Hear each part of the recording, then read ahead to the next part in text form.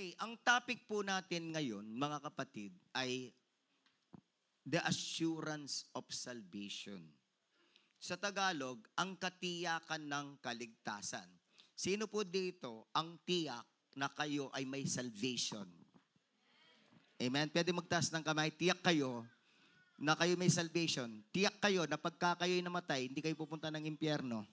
Tiyak kayo na pagka kayo'y namatay, pupunta kayo sa langit. Taas ng kamay. Amen? So, salamat majority. Pero, yung mga hindi nagtaas ng kamay, salamat sa inyong honesty kasi hindi naman kayo talaga tiyak. And hopefully, sa pakikinig nyo ng mensahe ngayon, ang Holy Spirit ang magbibigay sa inyo ng understanding at faith para maging tiyak kayo. Of course, minsan ang usapan, yung gaano ka katiyak. Ang question nga natin na sikat dito sa church, yung ilang percent kang tiyak. No? Kasi yung iba, di tiyak. So, dalawa din ang sagot lang. Pagka sinabing ilang percent kang saved. Kasi yung iba, dahil nakita nila nagbago, may ibang nararamdaman sa pakiramdam, sabihin nila, uy, pastor, mataas ang pakiramdam ko ngayon, masaya ako ngayon. Siguro mga 90% ako saved ngayon. Wala masyado akong kasinungalingan ngayon, hindi ako nagbibisyo. Siguro, pastor, 95% ako saved. Alam po ninyo, ang pagiging tiyak ang kaligtasan, kailangan 100%. Pagka tiyak kang ligtas ka, kailangan 100%. Hindi rin acceptable yung 99%. Ano? Meron pang 1% na hindi ka maliligtas. Papaliwanag ko po sa inyo. Ephesians chapter 2, verses 8 to 9. Sabi ng salita ng Diyos, basahin natin. 1, 2, 3, go read. For it is by grace you have been saved through faith. And this not from yourselves. It is the gift of God, not by works, so that no one can boast. Ang sabi dito, you have been saved. English. Sa Tagalog, ang ibig sabihin niyan, naligtas nga kayo. Nangaligtas nga kayo. Pagka narinig niyo yung nangaligtas kayo, ano ang pangunawa natin? Ligtas na tayo kasi nangaligtas. Hindi sinabing maliligtas. Ang sabi, nangaligtas. Sabihin mo sa kata mo, naligtas ka na. Naligtas ka na through faith. Through your faith in Jesus, naligtas ka na. Ang ibig sabihin, tinanggap mo na ang kaligtasan. Ipinaliwanag dito kung ano ang kaligtasan. It is the gift of God. Ang salvation ay gift of God. Everybody say, salvation is the gift of God. Pinaliwanag pa nga, gift siya, hindi siya by works. Hindi sa pamamagitan ng mabuting gawa na ikaw ay naligtas. Hindi sa pagiging mabait mo, kaya ka naligtas. Hindi sa pag-iwas mo sa kasalanan na ikaw ay naligtas. Hindi. Naligtas ka dahil nanalig ka kay Kristo. Yung sinabing by grace, undeserved favor mo to. Undeserved favor ang salvation. Hindi mo yan deserve, pero grace, binigay sa'yo. Binigay sa'yo yung gift. So lahat ng nanalig kay Kristo, magsabing amen? So binigyan ka ng gift of God ng salvation. Lahat to ng clear yun ay magsabing amen. So nasa iyo na yung gift. So kung nasa iyo yung gift of salvation, may salvation ka na. Yan ang sabi ng Bible. May salvation ka na. So the basis of salvation is the Bible. Sabi ng 1 John chapter 5, 11 to 13. And this is the testimony. Ito ang patutuo. Ito ang nakasulat sa Biblia. Ito ang sinabi ni Jesus. This is the testimony.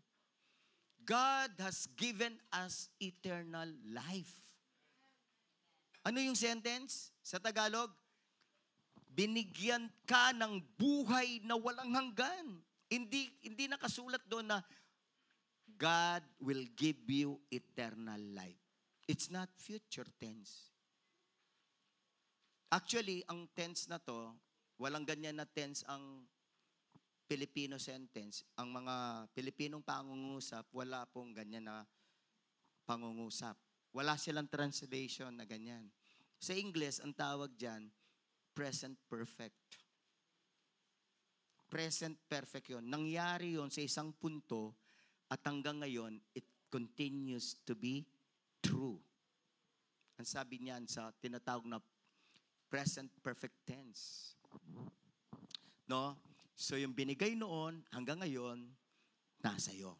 God has given us eternal life. Again, it's not future. Sabihin mo sa kanila, hindi future. Kailan siya? Anong tense siya? Anong pampanahon? Pampanahon na ba ang tawag doon?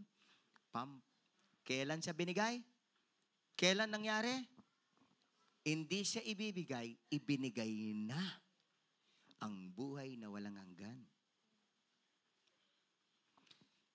And this life, ang eternal life, ang sabi diyan, is in His Son. Ang eternal life na kay Jesus lang. Whoever has the Son has life, has eternal life. Whoever does not have the Son of God does not have life, does not have eternal life.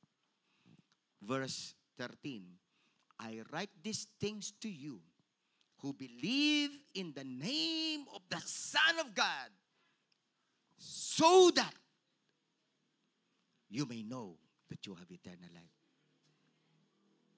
Isinulat ang mga bagay na ito. Isinulat ang Biblia para malaman lahat ng mga nanalig sa pangalan ng anak ng Diyos, lahat ng nanalig kay Kristo, na silang lahat malaman nila na sila'y may buhay na walang hanggan. So sabihin mo sa kata mo, alam mo na, may buhay na walang hanggan ka. Hindi dahil sa iyong pakiramdam.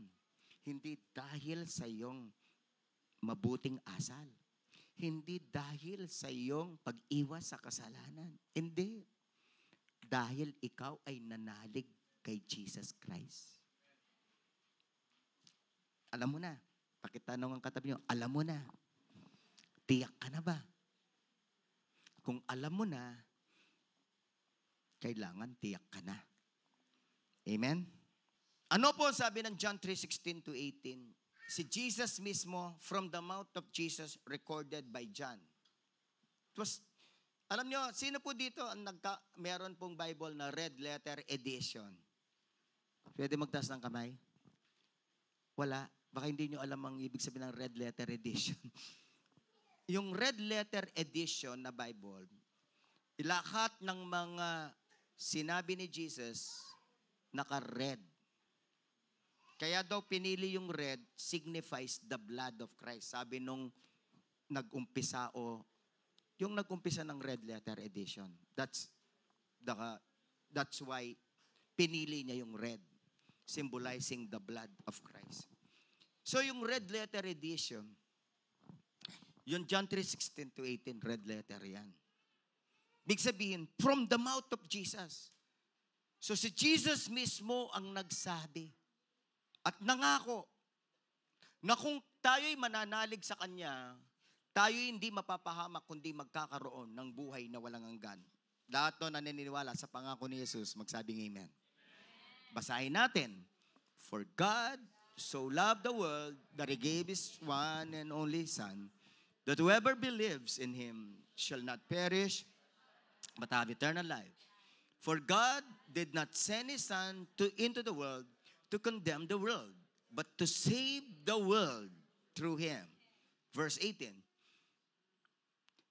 Whoever believes in Him is not condemned, but whoever does not believe stands condemned already because he has not believed in the name of God's one and only Son. So ito pong mga salitang ito, 3 verses, 16, 17, and 18, sinabi mismo ni Jesus yan. Pangako ni Jesus, lahat ng mananalig, hindi mapapahamak, will not perish. Hindi mapapahamak sa impyerno. Lumabas sa bibig ni Jesus na kung sino man ang mananalig, magkakaroon ng buhay na walang hanggan. Lumabas sa bibig ni Jesus na kaya sa dumating dito para iligtas ang mundo at ang ililigtas niya yung mga nanalig sa Kanya. Yan ang sabi niya, John 3:16-18, whoever believes in Him is not condemned. Hindi na iko-condemn, hindi na parurusahan. But whoever does not believe stands condemned already because he has not believed in the name of God's one and only Son. Lahat na naniniwala kay Jesus, magsabing amen. Yun ang basis natin kung bakit tiyak tayong may buhay na walang hanggan. Sinabi niya. Sinabi niya. Pinangako niya. At ang ating Panginoong Yesus, kailanman hindi siya nag-commit ng lie. At ang sabi ng Bible, walang deceit sa kanyang mouth. Walang pandaraya sa kanyang bibig, sabi ng Bible. Lahat ng kanyang sinabi, tinupad niya. At lahat ng kanyang pangako, ginagawa niya. At ang sabi ng Bible, John 14:6, He is the truth. Lahat ng kanyang sinasabi, sinabi, lalo na lang nakasulat sa Bible, ay katotohanan. Kaya, ito ang katotohanan. Kapag ikaw ay nanalig, may buhay na walang hanggan ka. Okay, breaking and explaining to you further 1 John 5:11-12-13. Emphasizing number 1. I would like to emphasize number 1. Sabi dito ni Jesus, anyone who has the Son has eternal life. Anyone who has the Son. Sino man ang mayroong Jesus sa puso, sa buhay, may buhay na walang hanggan. Sino pong may Jesus dito? Lahat ng tumanggap kay Jesus, magsabing amen. Oh, may eternal life ka. And this is so important for you to understand. And even as you share this gospel, you must understand this. To be able to explain kung ano ang salvation at eternal life sa iba. Kung hindi mo ma-explain ito, malamang hindi mo rin naintindihan ito sa iyong sarili. Anything that you cannot explain to others, it's not clear to your mind, it's not clear to your heart. Alam mo ba ninyo yon? Kung hindi mo ma-explain sa iba, hindi siya malinaw sa'yo. Sige, sabihin mo sa kata mo, kung hindi mo ma-explain sa iba ng maliwanag, malamang hindi yun maliwanag sa'yo. Kaya kailangan maliwanag na maliwanag sa iyo ang kaligtasan, maliwanag na maliwanag sa iyo ang katiyakan ng kaligtasan. So paano mo masasabi sa kanya, kapatid, meron kang assurance of salvation if you don't understand it? Of course, you will not say that and you will not explain that kasi hindi naman clear sa iyo. Kaya ang Holy Spirit po ang tumulong sa iyo. Kasi alam nyo, sa experience ko, kahit anong explain ang gawin ko, merong mga hindi nakakaintindi. Honestly. Pakitanong ang katabi, tanungin ko nga po kayo, maliwanag po ba akong mag-explika? Amen eh. Pero bakit yung iba hindi naiintindihan? Kasi it takes the Holy Spirit talaga. Hindi po yung galing kong mag-explika. Yung kilos ng Holy Spirit sa inyong puso't isipan talaga. Kaya nyo maiintindihan ang Word of God, lalong-lalo na yung assurance of salvation. So, tulungan tayo ng Holy Spirit, amen? Ano sabi ng 1 John 5:11-12? 1 John 5:11-12? And this is the testimony. Ito ang patutuo. Ito yung pinapatotohanan ni John. Ito yung pinapatotohanan ng mga apostles. This is the testimony. God has given us eternal life. Binigyan tayo ng buhay na walang hanggan. At niliwanag pa niya, this life, this eternal life, is in the Son. Kaya sabi niya, in explaining further, he who has the Son has life. He who has the Son has eternal life. He who does not have the Son of God does not have eternal life. Yung lang may Jesus. Yung tumanggap sa puso kay Jesus ang may buhay na walang hanggan. Ephesians 3:17, the Word of God says, so that Christ may dwell in your hearts through faith. And I pray that you being rooted and established in love. Kaya nga minsan, sino po dito nag-pray na binuksan niyo ang puso niyo kay Kristo, tinanggap si Kristo sa puso? Magsabing amen. Biblical yun. Biblical yung pagtanggap kay Kristo sa puso. At saan titira si Kristo? Saan siya magdudwell? Sa puso. Sa puso siya magdudwell. Sa puso siya mananahan. Kaya kung si Kristo nagdudwell, nananahan sa puso mo, ikaw ay may buhay na walang hanggan.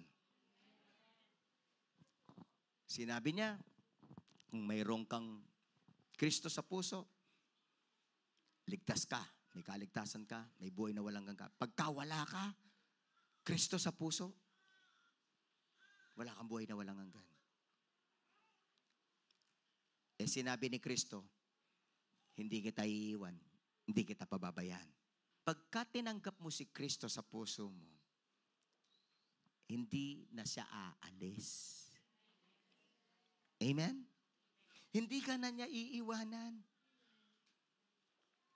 Kaya hindi mo naman siya kailangan tanggapin ng paulit-ulit. Kaya mo na, tatanggapin ko si Jesus ngayon, baka umalis siya eh. Baka hindi ko alam, umalis siya kanina. Kaya yung iba, pagka sinong gusto tumanggap kay Kristo? Taas ng kamay. Bakit nagtataas ng kamay? Kasi, kahit hindi sila nagsasalita, ang nasa isip, yung, kung wala si Kristo, baka umalis. Kaninang natutulog ako. Diba? De, normally, ang iniisip nila, kung umalis si Kristo, nung nagkasala ako. Does Christ leave you when you sin? No, He does not. He remains in your heart. He remains in your heart forever. Amen? Pag-aaralan natin next week yung losing salvation, eternal security, kung anong dapat nating paniwalaan, kung nawawala ang kaligtasan o hindi nawawala ang kaligtasan. Pag-aaralan natin next week yan. Sabihin mo sa kanila, huwag kang absent. Ang tawag dyan, once saved, always saved. Pag-aaralan natin yan. Pero, ngayon pa lang, sasabihin ko na, para mawala ang kaligtasan mo, kailangan umalis si Kristo. Kaya yung iba, tanggap ng tanggap. Baka umalis nga si Kristo. Di ba? So pagka ganun, wala kang katiyakan. Wala mo, itang asawa mo. Patse, migtampuya, may busi tsakya ka, bigla yung mama ko. Pati pong makanya na asawa kaya niya, sana po wala. Amen. Si Kristo hindi umaalis sa puso. Kahit tayo nagkasala. He remains in our heart because that's what He promised in Hebrews 13:5. Pakita mo nga, kapatid, Hebrews 13:5. Keep your lives free from the love of money and be content with what you have because God has said, never will I leave you, never will I forsake you. Amen? Hindi na siya aalis sa'yo. Hindi ka niya pababayaan. So si Kristo nasa puso mo. Kahit hindi mo nakikita. Hebrews 11:1, the Word of God says, Hebrews 11:1, ano yung pananampalataya? Kaya gusto ko po, very clear ang definition ng faith sa inyo.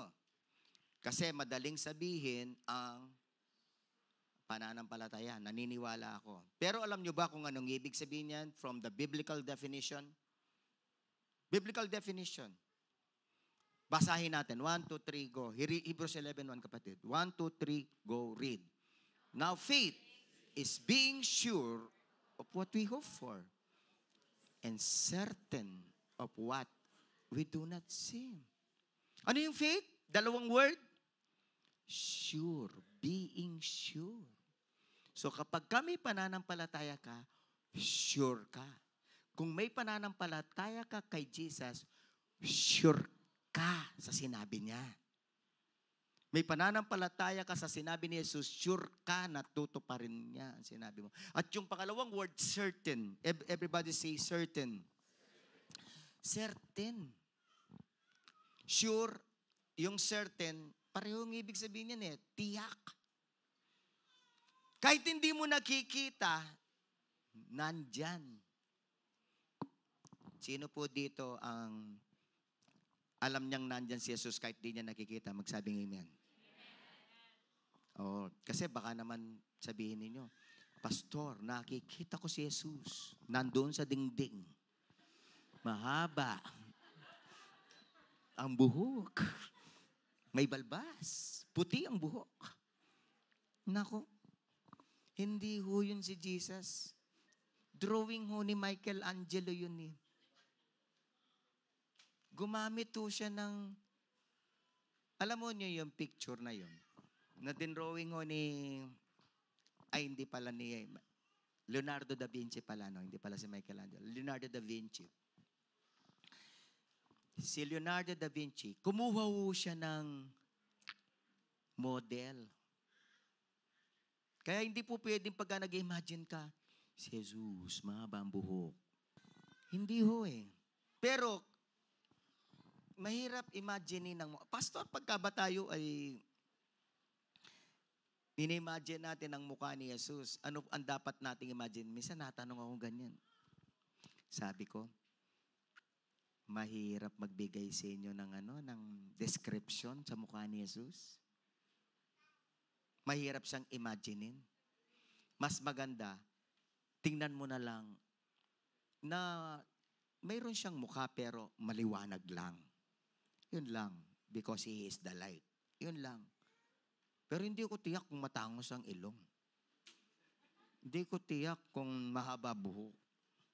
Although, may mga clues tayo ng mga panahon ni Jesus. Siyempre, nung panahon ni Jesus, may clue tayo na mahaba ang buhok kasi walang barbero nun. Halos lahat ng tao, mahaba buhok. Diba? But, I don't know. Ano bang kulay ni Jesus? Puti ba siya? Brown? Yellow? Of course, Jewish color. No, medyo brown. Lighter brown. Lighter siya sa atin. Yung mga Jewish po kasi mas lighter. But the Jewish people are not necessarily white. They are lighter brown. No. Pero itong gusto ko sabihin sa inyo, sino po dito, alam nyo si Jesus, kahit di nyo siya nakikita, nasa puso nyo, magsabing amen.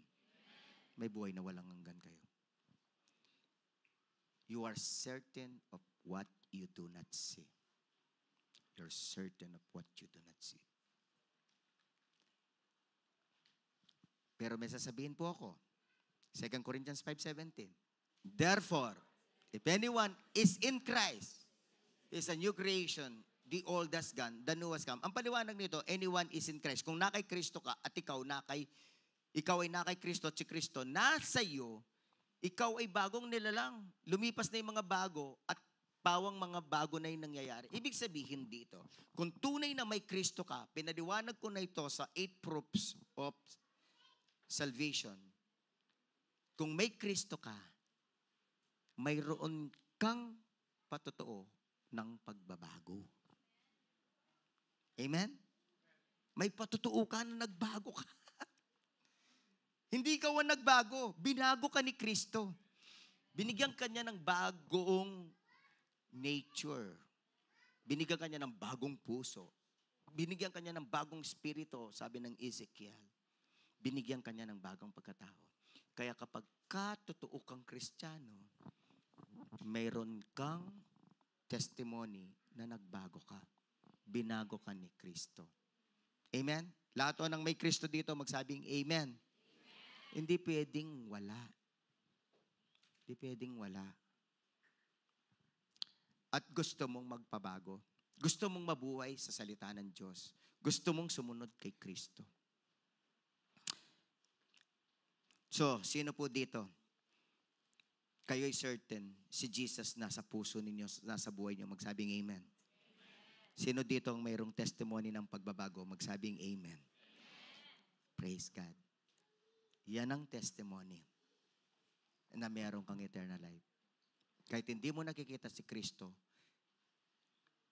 nakikita mo ang pagbabago ni Kristo. Amen. Ikaw mismo. At siyempre, yung mga nakakilala sa'yo, sila yung magsasabing, uy, para ka nagbago ah. Meron akong feel sa'yo na iba. Meron akong nakikita sa inyo iba. Meron ba nagsabing ganyan? Amen, di ba? Amen. Hindi pwedeng kalambot mo ng Kristiyano, keng bale mo, keng baleyo, alalaman napipil na liwake ka. Hindi ho pwede na wala silang nakikitang pagbabago. Yun lang pagbabasa ng Bible, makikita nila pagbabago yun, di ba? Yung paglilinis mo lang at di ka natamad, amen? Yung hindi ka na sumasagot sa magulang, amen? Bay nga anak ko na ano nga pangana? Uti na makibat ngayon eh. Hindi na siya pala sagot ngayon, di ba? Bay nga anak ko nang melyari. Anak, nang melyari kaya kanak.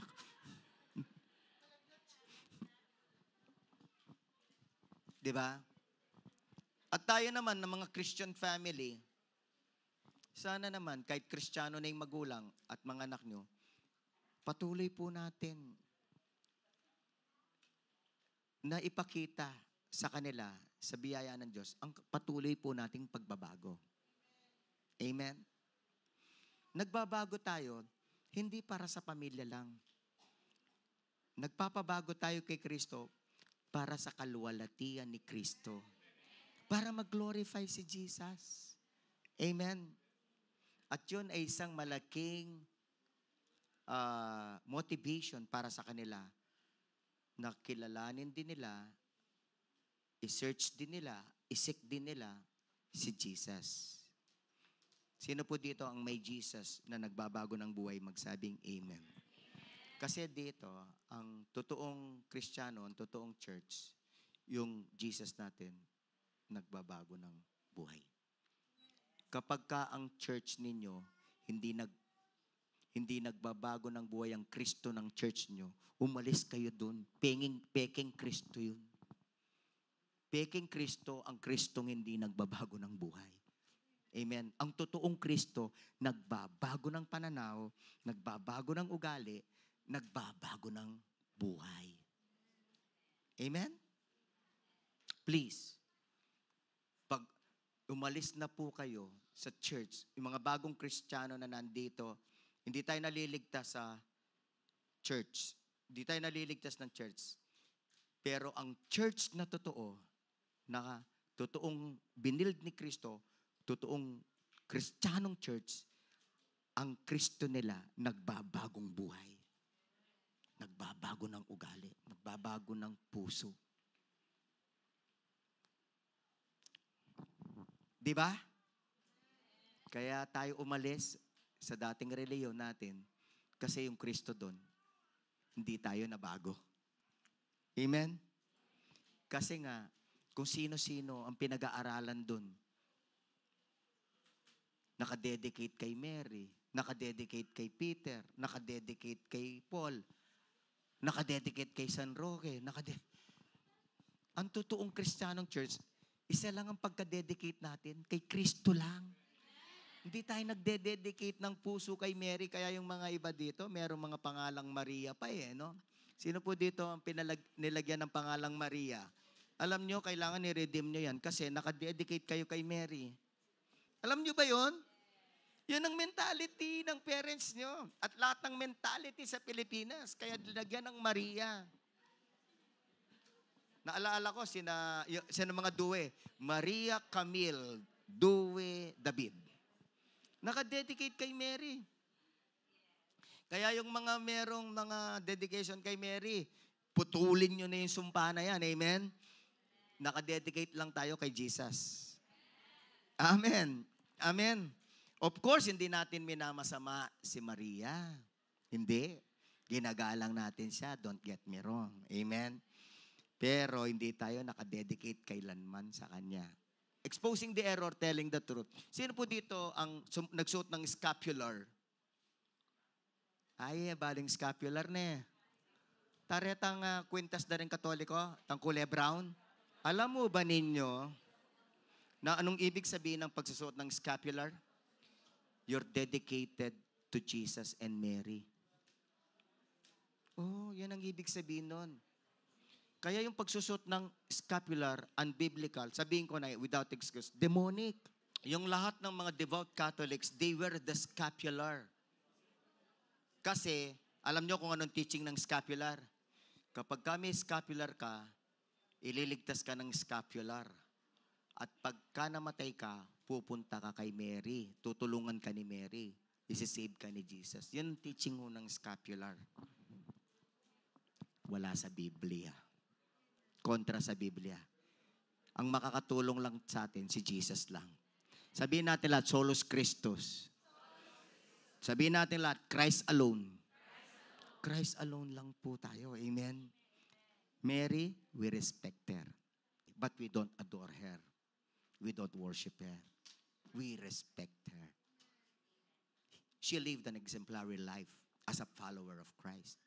But yung pagsunod niya kay Kristo did not mean she became God. Because in the Catholic Church, si Mary nagiging omnipotent and omnipresent. Especially omnipresent. Kasi tatawag Mary, hindi omnipresent. Di ba? Mali. We respect Mary, amen? Number 2, sabi ng salita ng Diyos, anyone who believes in the Lord Jesus has eternal life. Amen? Basa ulit, 1 John 5:13. I write these things to you, sinusulat ko ito sa iyo, sabi ni John, to you who believe in the name of the Son of God, sa lahat na naniwala, magsabing amen. So that you may know that you have eternal life. Sinusulat ko ito para malaman ninyo na kayong nanalig, may buhay na walang hanggan. Alam niya na. Sabihin siya sa, alam mo na. Alam ko na, pastor, pero parang hindi. Yung iba, pinipilit, alam ko na, pastor, nakasulat, pero parang hindi eh. Kapatid, huwag mong pakinggan yung sinasabi ng diablo sa isip mo. Ang pakinggan mo, yung sinasabi ng Diyos through the Bible. Through the Bible. Ang Bible ay totoo. Ang sinabi ni Jesus totoo. Yun lang ang pakikinggan mo. Huwag mo nang isipin. Huwag mo nang entertainin yung mga bagay na umiikot sa isip mo na nagdududa ka sa iyong kaligtasan na hindi ka tiyak na ligtas. Amen? Now you know. You believe in the Son. Now you know you have eternal life. 1 Peter chapter 1 verses 7 to 9. 1 Peter 1, 7 to 9. Basahin natin. This have come so that your faith of greater worth than gold, which perishes even though refined by fire, may be proved what? Genuine. Your faith may be proved genuine. Ang ibig sabihin po nito, merong faith na hindi genuine. Merong faith na genuine. Merong faith na hindi totoo. Mayroong faith na totoo. Kaya nga makikita mo yung totoong faith kapag may pagsubok. Amen? Doon mo makikita. But anyway, what I am saying is this. Sino po dito ang magsabi na genuine ang kanyang faith, binigay ng Holy Spirit, magsabing amen. Now, if you're not sure, di pag-pray mo, Lord, Holy Spirit, bigyan niyo ako ng genuine faith. And after praying for genuine faith kay Christ, paniwalaan mo lang. Kasi ang Diyos, pagka nanalangin ka, yan ang ibibigay niya. Amen? Genuine faith. Everybody say, genuine faith. Genuine faith. Amen? So yung genuine faith, importante. Kaya yung mga hindi genuine ang kanilang faith kay Jesus, hindi maliligtas. Lalong-lalo na yung walang Jesus. Kaya, exposing the error, telling the truth. Ang biggest religion in the world is Christianity with 2.9 billion. Pero sa 2.9 billion, konti lang ang may genuine faith. Why? Because their Jesus is not the biblical Jesus, is not a complete Jesus, it's an incorrect Jesus. Kasi kapag incorrect ang Jesus mo, mali ang Jesus mo, hindi ka rin magkakaroon ng salvation. Kasi mali ang Jesus mo. No? Exposing the error, telling the truth, may sabihin po ako sa inyo, no offense. Sa mga Iglesia ni Cristo, yun na lang muna yung example natin, Iglesia ni Cristo. Ang Iglesia ni Cristo, pangalan pa naman nila, mayroong Kristo, pero ang Kristo nila, tao lang. Ang Bible, ang tinuturong Kristo, ay Diyos na nagkatawang tao. John chapter 1, verse 1 and verse 14. In the beginning was the Word, and the Word was with God, and the Word was God.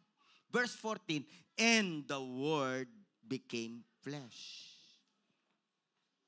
So, yung Kristo ng mga iglesia ni Kristo, hindi siya ang totoong Kristo ng Biblia. Bagamat hawak nila ang Biblia. Kaya ang tawag sa kanila, false teachers. Ang kanilang teaching about Jesus Christ ay false teaching. Kaya ang kanilang salvation, false din. If you have a false teaching about Christ, then you will have a false teaching on salvation. Alam nyo kung anong salvation ng iglesia? Tanong nyo ano? Pumasok sa church. Ang salvation ng iglesia ni Kristo, sa katotohanan po, ang pagsama sa kanila. Wrong. Amen? Sabihin nyo nga sa katabi nyo, wrong. Hindi tayo naliligtas sa pagsama sa church. Naliligtas tayo sa pagtanggap kay Kristo at pananalig kay Kristo. Amen? Tapos pagka nangaral, kung gusto nyong maligtas, pumasok kayo sa Iglesia ni Kristo. Pumasok kayo sa pintuan. Door. Hindi, literally, this is their preaching. Inaaral ko teaching ng iglesia. Pumasok kayo sa pintuan at kayo'y makasusumpong ng buhay na walang hanggan. Grabe, no? Mali. Hindi sa kanila literal door. Ang door si Jesus. Hindi naman ang door ng building ng iglesia. Kaya kung meron po kayong kamag-anak, kaibigan, kaklase, katrabaho na iglesia, of course, mag-ingat. Pero hindi naman sila marunong mag-share ng gospel. Huwag kayong matakot, di sila nag-share ng gospel. Ang kanilang paraan, pamamahayag. Mag-invite sa church. Di sila marunong ng evangelism.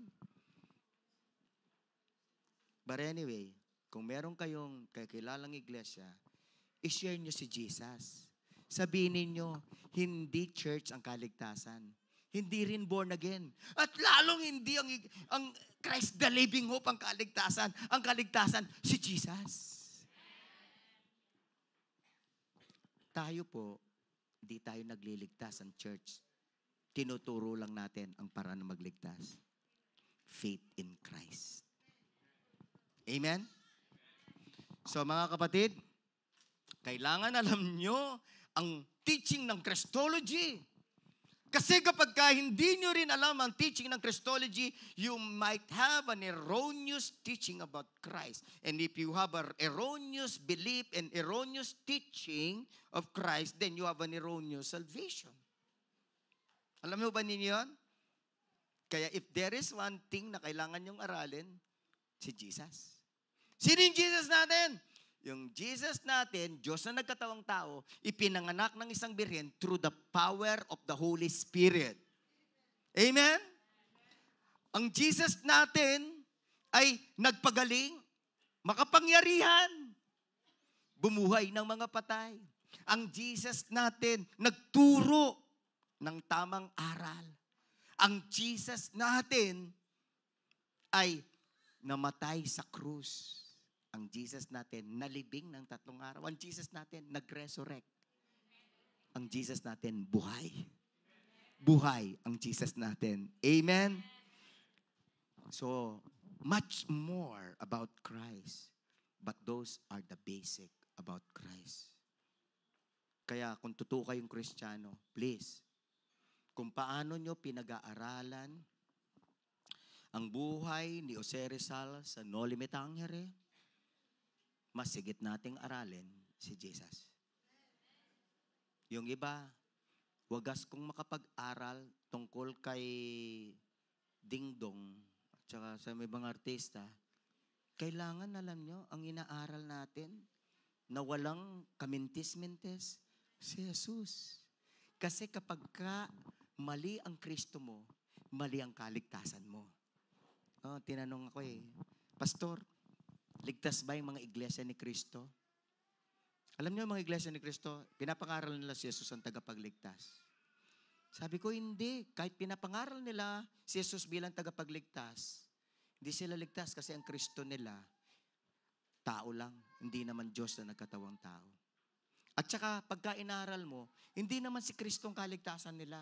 Ang kaligtasan nila, simbahan, yung pagpasok sa church. Amen? Kagaya nito, exposing the error, teaching the truth. Islam, 1.9 billion. Hindi tinatanggap si Jesus. Mali ang aral kay Kristo.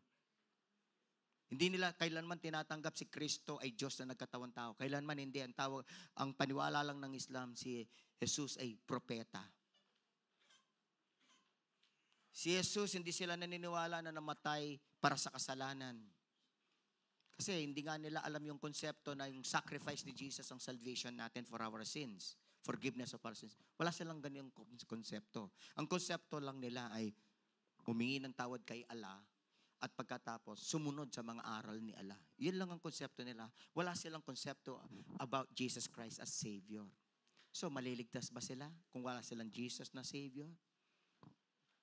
Nga. Amen? Wala.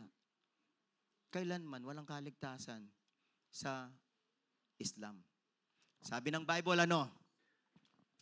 if anyone has the Son, has eternal life. Anyone who does not have Jesus does not have eternal life. Anyone who believes in Jesus has eternal life. Anyone who does not believe in Jesus does not have eternal life. Maliwanag po ba? Amen? So, sino po dito ang tiyak na siya iligtas? Magsabing amen. Ngayon, sa pagtatapos ko po, minsan kasi ang mga Kristiyano, pagka, bago sa church, tanungin mo, yes, Pastor, ligtas. Pero tanungin mo sa Lunes, Martes, lalong-lalo pagka nagbababad na sa inuman at bisyo, ay nako, yung 100% nababawasan. Nakaisip ako ng masama, Pastor, nabawasan. Kapatid, gusto ko nang maintindihan yung eternal life, yung salvation, gift. Romans 6:23. Liliwanagin ko, gift siya. Gift of God.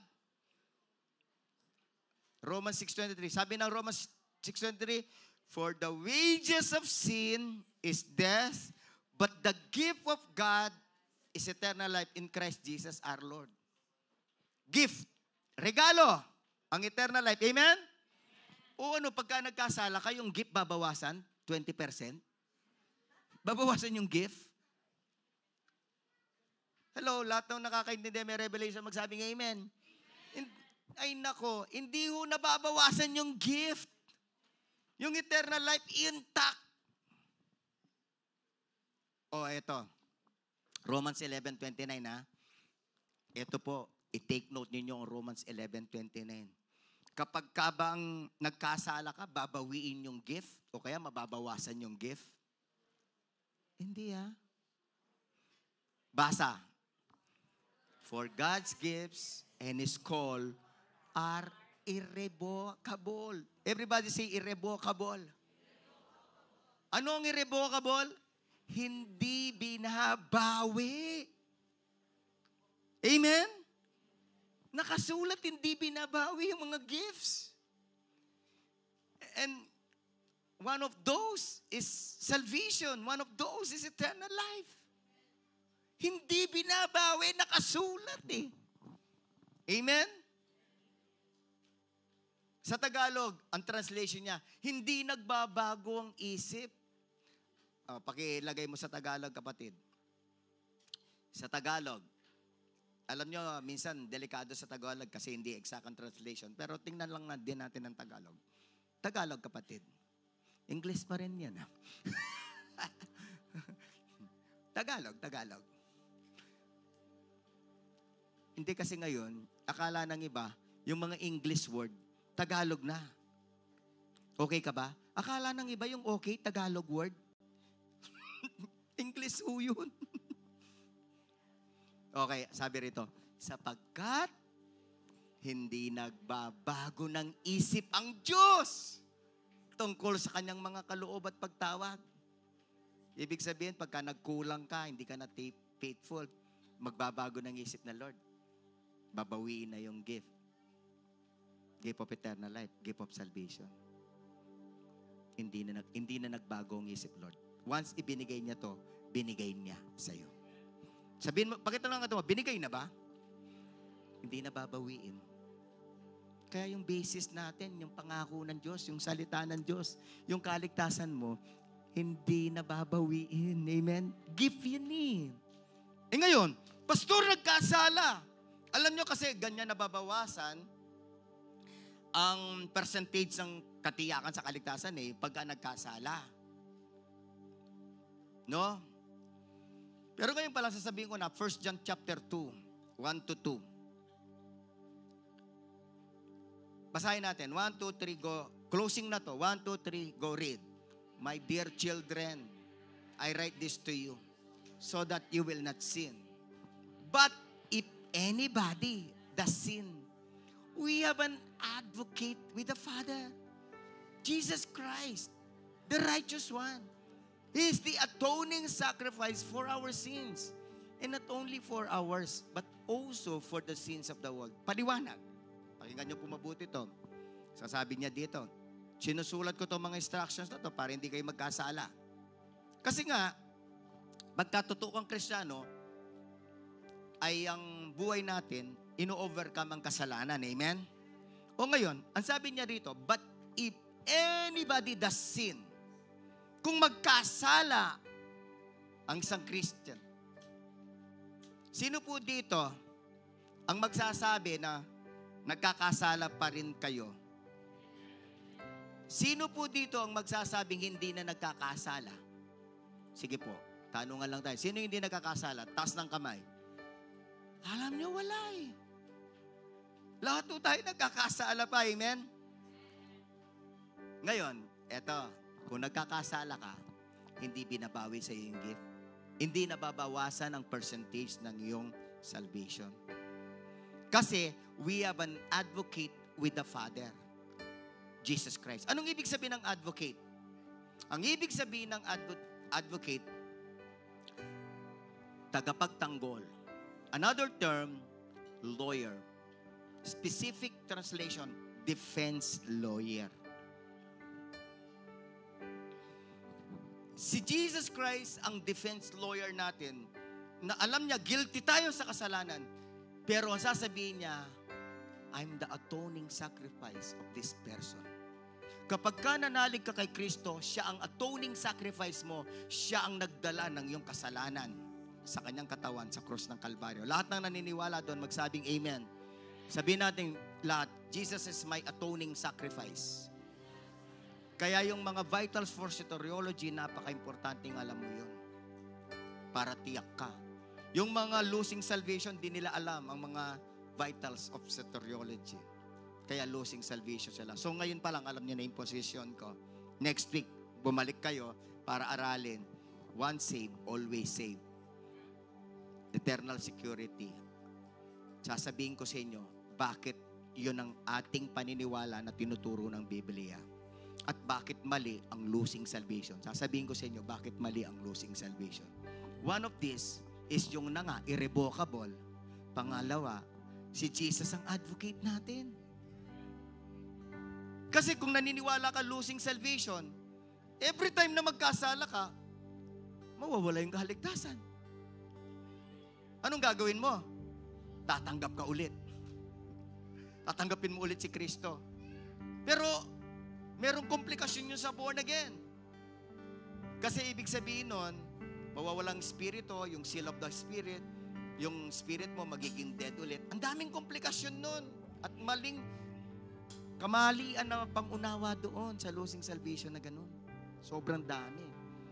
Yun ang hindi nila masagot.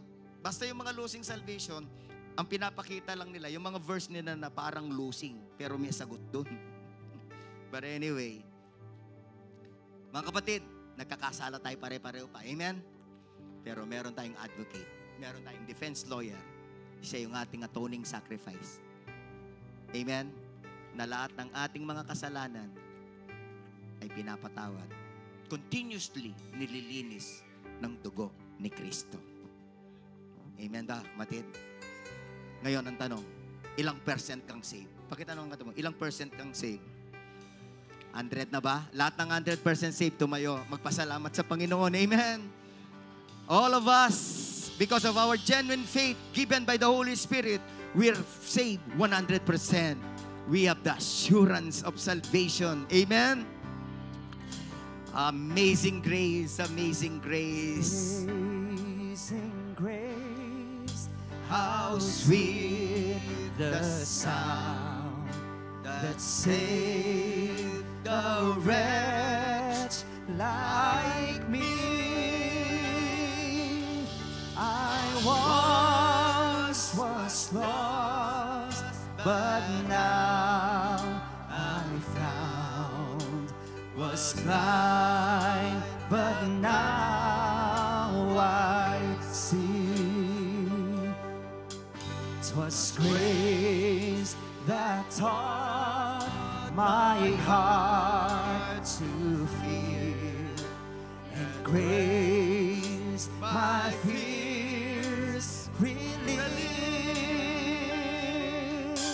How precious did that grace appear the hour I first believed. My chains are gone. My chains are Hallelujah. gone. I've been set free.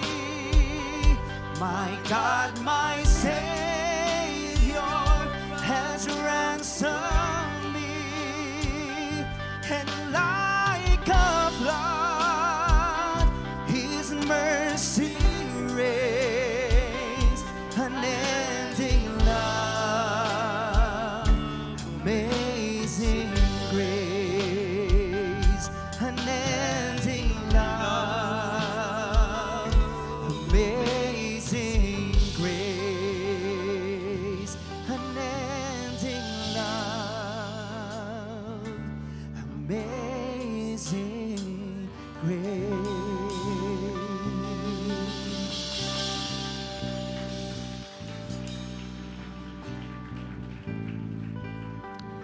Lahat to ng merong genuine faith na binigyan ng Holy Spirit, magtaas ng kamay at magpasalamat. Alam niyo po, yung genuine faith galing din sa Holy Spirit. Amen. Salamat po sa mga kapatid ko na may genuine faith, Lord, sa inyo. And they will not worry about salvation. They have the assurance of salvation. Tiyak na silang may kaligtasan, tiyak na may gift of eternal life.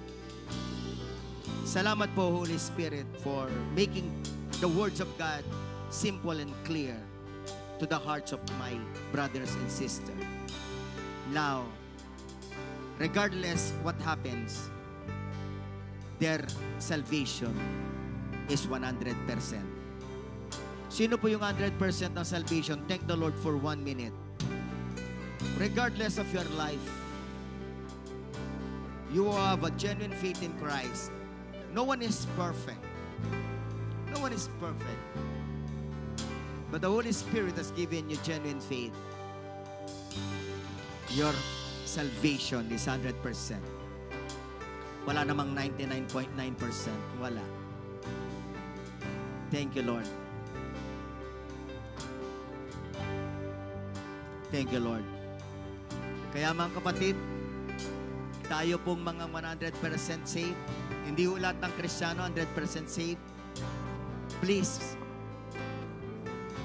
preach natin ang gospel na ang pananampalataya kay Kristo nagbibigay ng 100% salvation. Amen. Amen.